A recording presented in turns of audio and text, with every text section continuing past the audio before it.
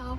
It's now July in the garden, and I don't know where you are in the world, but here in England we're now into our third heat wave, so it's been pretty unbearable. So in between watching tennis and football, I've been focusing really on three things: watering, deadheading, and I've started to do a little bit of propagation. Number one, watering. We luckily haven't had a hosepipe ban. We probably will get one, but we haven't got one at the moment, so I can water the garden with the hose. I'm sure everyone knows that the best time to water, if you can, is early morning or early evening, because there's less evaporation, and also to focus very much on the soil, the roots of the plant, rather than just spraying it generally. But if you have got a hose ban or it's too difficult, watering can, you're always allowed to use those anyway here. And another technique is that you can actually fill a bucket of water, put the pot in the water like that, and you'll see when the bubbles stop, that means it's really saturated, and it's a really good way to water it in a way less, but it's really thorough. I think lots of people have big containers they can do that with. Obviously, unfortunately, most of my pots are too heavy, so I'm going to have to always do the watering can if we have a hosepipe ban. So that's kind of watering. And then the next thing is deadheading. The reason for deadheading is to try and keep things flowering. Flowers always want to go to seed, so if you keep cutting off just the flowers, you're going to make it think, I need to make a seed, so I'll have to have another flower to make the seed, and then you keep going like that. This lovely cosmos, this one's kind of over now. I'm going to take it right down to the next place where there's going to be a shoot, because obviously you don't want to be cutting it, you wouldn't want to cut that off, that's going to be the next flower. And here again, I'm going to take it down to there, like that. And these antirrhinums as well, if I look carefully I can probably see where there's going to be a new shoot. I'll take you just to there. A couple of roses too, very important to keep that going. So one over here, Old Woollerton Hall. It's really done very well. It starts off a kind of tangerine colour and then it goes beautiful, kind of cream white.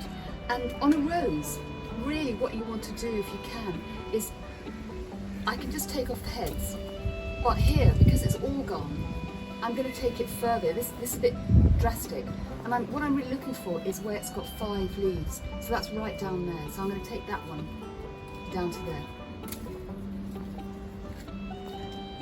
But you don't always have to do that. So this rose, Lady Charlotte, which has been really bleached by the sun, I'm just going to literally take that off. Mostly you can just take off just the head, like that. But this rose here, I'm not going to deadhead, because it makes beautiful red hips, which are beautiful in the autumn. And it's also not a repeat flower. And then this beautiful Phlomis, it's got flowers here, you can see what it looks like when it's in flower. But I'm not going to touch that because I love these in the autumn as well. I can do the lavender. I probably should have done it a bit earlier, but it's okay. I've done that one already, but I just want to show you. I'm going to just go like that, I'm just going to chop it like this. And it might flower again, I may have left it a little bit late, let's see. Chop that off. But anyway, it'll be much stronger for next year by doing this, otherwise they just get too leggy. If it's a very big lavender, you could tie it with string, so you've got a much easier area to cut. Don't go into the wood, but the woody bit, but that's fine like that. And this salvia, I'm not going to just chop it right across like the lavender. I'm going to do it more individually. It's quite small, but also you can see the new shoots are coming there, and I think this will flower again if I do that. Anyway, this is just, a few examples of deadheading, and I'm sure in your garden you've got different plants. So the other thing that I've been doing a bit is propagating some of the plants. This time of year you can take cuttings and you can also collect seeds. In autumn you can dig things up and divide them to make them spread around more. So for example, I could dig up the agapanthus when it's dormant. You can do it with irises, lots of things, lots of herbaceous plants. But for me, the first thing I can think about is collecting seeds. So this is the lovely Nigella with the little blue flower. And because I haven't done any deadheading, some of the seed heads, when they go brown like that, I think are ready. So I'm just going to take it off, and then you can see all the little seeds there. I've already done it quite a lot for the wild poppies. You can see these are the seed heads here, but the wind's actually blown most of those away. So in a way, the wind's going to do it anyway. It's going to spread things like the Nigella, but it's quite nice as well to have seeds, or you can give them to your friends. So that's one.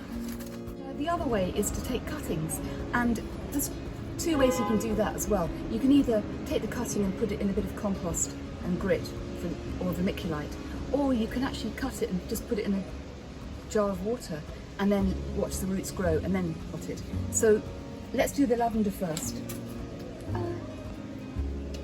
I'll take a piece of lavender down. You want to cut it just below a node, and then I'm going to basically strip these leaves so there's only a few left at the top. I'm just going to put some grit. It's just for potting things up, and some very fine potting compost in here. Like that. So I'm at a funny angle, I know. Like that. And then, with my trusty chopstick, chopsticks are brilliant for so many things. Obviously, I won't be using these for eating. Make a little hole, and then I'm just going to literally put that in like that. I mean, I'll probably take about at least four more cuttings here and put them in. And then water it well and keep it somewhere kind of light and sunny but not in direct heat. I think mostly I buy my plants from garden centres that I really know and trust.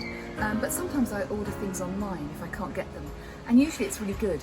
But recently I got these Millennium Moorheim Beauty, and they're just quite leggy, so I feel I can't use them for a client. I'll plant them in my garden and look after them, and they'll probably be fine. But I think that's one of the reasons I got interested in trying to grow on my own things too. So if you've got time to do it and time for them to develop, I think it's something that's really worth doing. It's very rewarding.